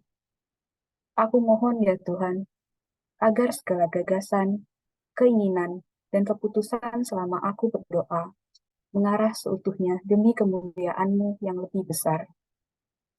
Datanglah ya Roh Kudus dan nyalakan api cinta-Mu, agar hangat kembali api cintaku.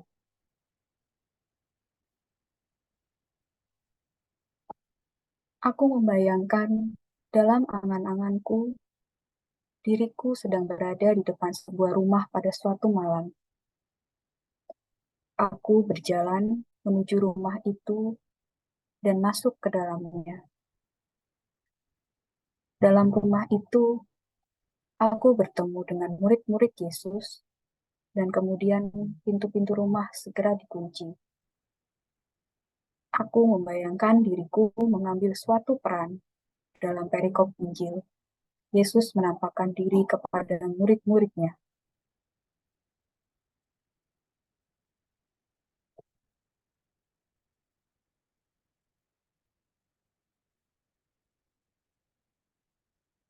Ketika hari sudah malam, pada hari pertama minggu itu, berkumpullah murid-murid Yesus di suatu tempat dengan pintu-pintu yang terkunci, karena mereka takut kepada orang-orang Yahudi.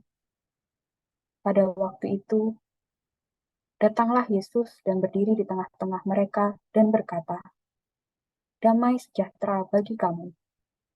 Dan sesudah berkata demikian, ia menunjukkan tangannya dan lambungnya kepada mereka. Murid-murid itu bersuka cita ketika mereka melihat Tuhan. Maka kata Yesus sekali lagi, "Damai sejahtera bagi kamu. Sama seperti Bapa mengutus aku, demikian juga sekarang aku mengutus kamu." Dan sesudah berkata demikian, ia menghembusi mereka dan berkata, "Terimalah Roh Kudus. Jikalau kamu mengampuni dosa orang, dosanya diampuni.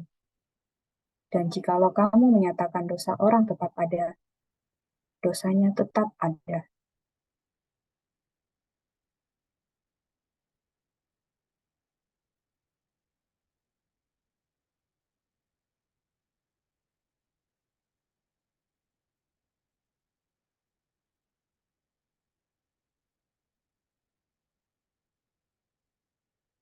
Aku membayangkan diriku menjadi bagian dalam peristiwa itu. Aku perhatikan suasana dalam rumah itu. Bagaimana suasananya? Apakah damai, penuh sukacita, atau justru menakutkan?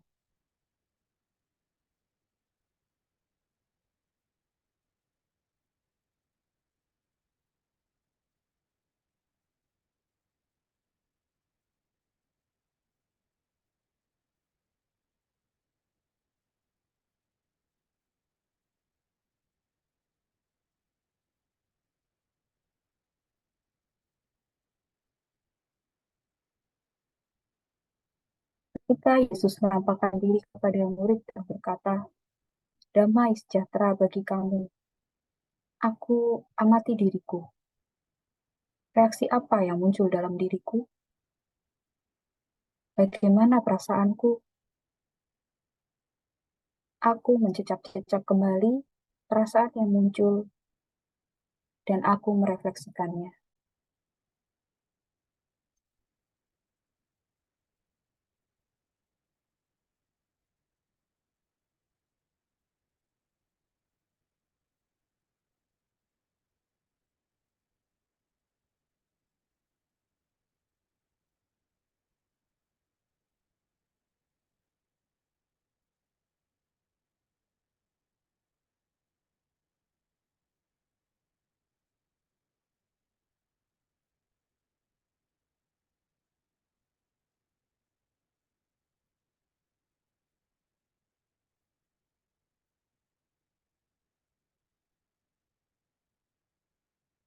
Kemudian Yesus menghampiriku dan berdiri di hadapanku.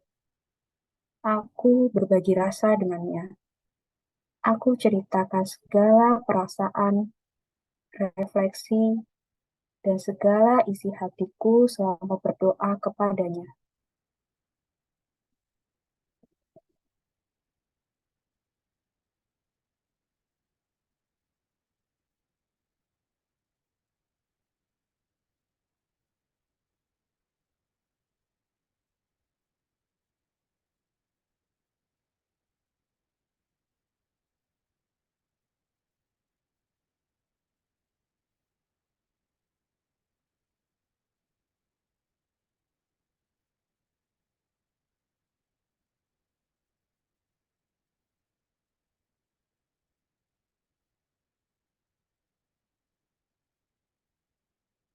Yesus pun kini berbicara kepadaku, dan aku mendengarkan tanggapannya.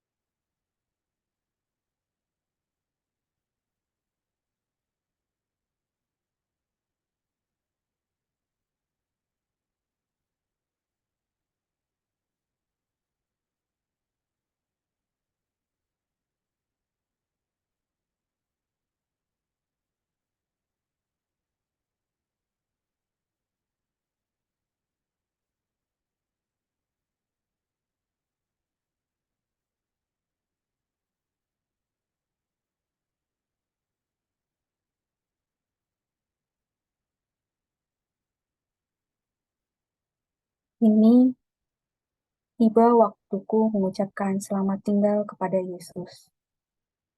Aku sampaikan terima kasih dan syukurku kepada Yesus, karena Ia telah mendengarkanku dengan sepenuh hati, dengan tulus, dan penuh kasih. Aku memohon berkat darinya.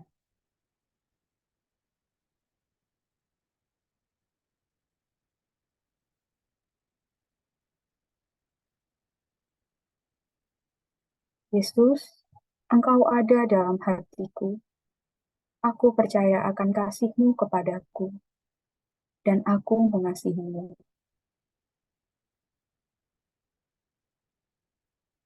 Mari kita tutup doa kontemplasi ini dengan mendoakan doa Bapa kami. Bapa kami yang ada di surga, dimuliakanlah nama-Mu, datanglah kerajaan-Mu, jadilah kehendak-Mu, di atas bumi seperti di dalam surga. Berilah kami rezeki pada hari ini, dan ampunilah kesalahan kami, seperti kami pun mengampuni yang bersalah kepada kami. Dan janganlah masukkan kami ke dalam pencobaan, tetapi bebaskanlah kami dari yang jahat. Amin. Perlahan kita membuka kembali mata kita, menarik satu napas panjang, dan perlahan mengembuskannya. Kita akhiri doa ini dengan membuat tanda kemenangan Kristus.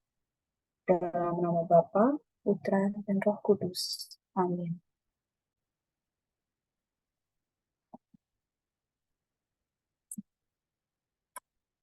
Terima kasih Mbak April untuk tuntunan doanya. Sekali Sama-sama, lagi, Kak Esther. sekali lagi Frater Septian, Mbak April, Ibu Bapak dan teman-teman terkasih, sampai jumpa di webinar selanjutnya. Selamat malam.